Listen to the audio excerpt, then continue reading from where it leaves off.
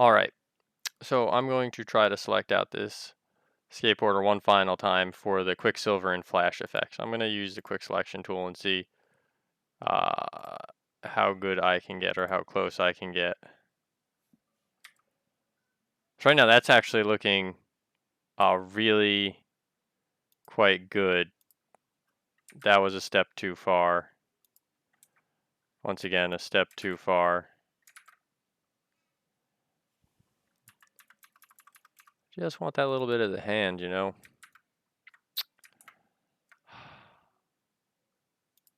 Nope. And sometimes you just can't have everything. So I'm gonna walk it back. I'm gonna use the lasso tool, and I'm just gonna, you know, go for broke here, and I'll time lapse. So I'm selecting everything out of here, and I'm going to make a new layer, and I'm going to spend a lot of time with this layer right now. So I'm turning this off. I'm getting rid of this one because that was from the last lesson. And I'm really going to spend some time trying to clean this one up with the eraser tool. So I will time lapse through this when I'm done.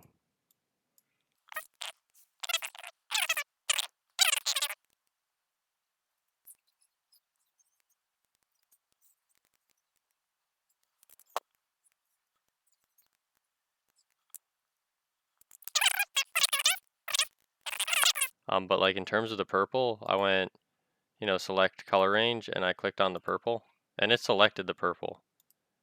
And I can try to get some more of the purple in there. So now when I click OK and I hit delete, it deletes that purple. And then I go select color range.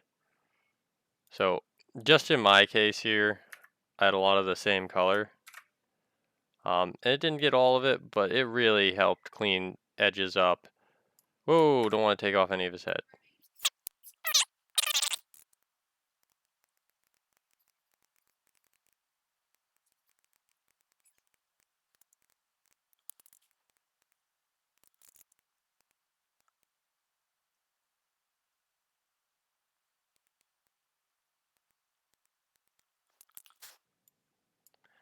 All right, so here we're not perfect, but it's good enough for what I want to do to demonstrate the lesson.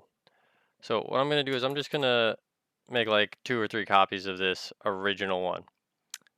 And I could actually do a couple things now. So we got like kind of 2 ways we can go about this. I'm going to turn a couple of these off. And I'm just going to turn this one on. And for that one, I'm going to go to filter and I'm going to just do a motion blur. I'm going to do a real serious motion blur, like I'm going to really separate it out from the original. And I'm just going to move it like this behind. And then I'm going to turn on this layer on top of it. So if I got to go back a little and move this second layer in. And now you see like here, if I got to go in and clean this up, that's no problem because it's much more apparent what I need to clean up now. So I just get a big brush and just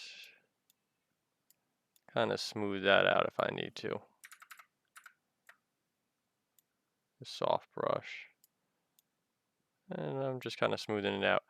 So this gives you that like kind of super flash kind of feel to it. So I could do that, or you can try to put it above and see if you prefer that look. That's really up to you. Maybe do a multiply or a darken kind of thing.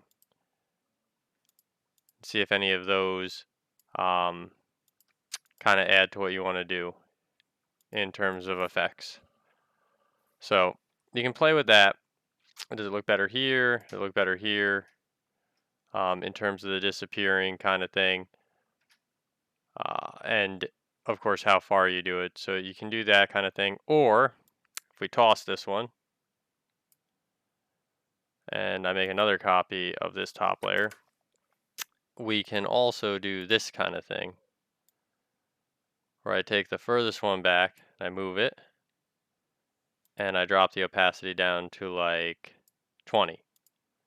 And I take the next furthest back, and I drop the opacity down to like 40.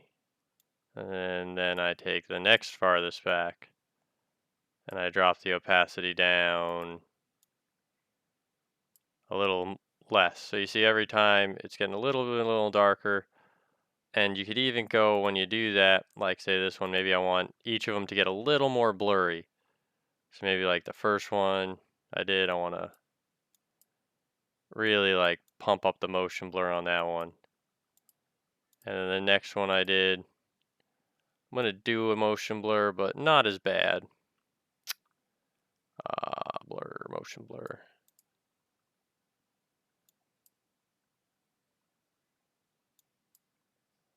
And the third one, I'll do just a touch.